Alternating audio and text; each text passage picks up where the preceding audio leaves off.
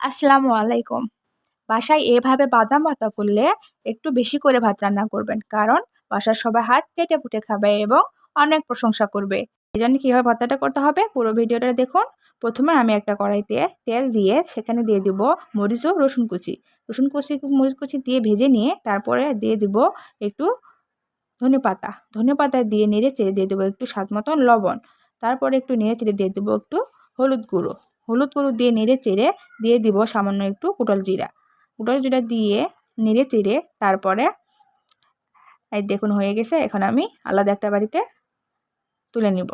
তুলে নেওয়ার পর আমি সেম কড়াইতে ওই তেলেই আবার কাঁচামরিচগুলো ভেজে নেব। কাঁচামরিচগুলো এখন ভাজা হয়ে গেছে, এখন আমি আরেকটা বাটিতে তুলে নেব। এখন আমি বাদামগুলো ভেজে নেব।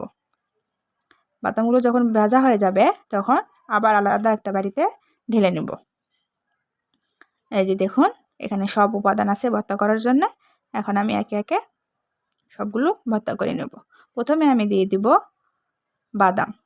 বাদাম এমনভাবে বাটতে হবে যেন কোনো দানা না থাকে, এবং যত বাটবেন তত স্বাদ। একদম তেল বের করতে হবে বাদামের ভিতর থেকে। এই যে দেখুন তেল বের হয়ে গেছে, কোনো দানা নেই। তারপরে আমি দিয়ে দিব মরিচ, আপনাদের স্বাদ মতন মরিচ দিতে পারেন।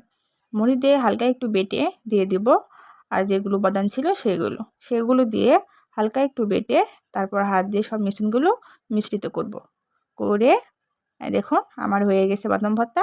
বাসায় এইভাবে বাদাম ভর্তা একবার করে দেখবেন, অনেক মজা হবে। তাহলে কেমন লাগলো আমার ভিডিওটা প্লিজ কমেন্টে বলে যাবেন। আল্লাহ হাফেজ।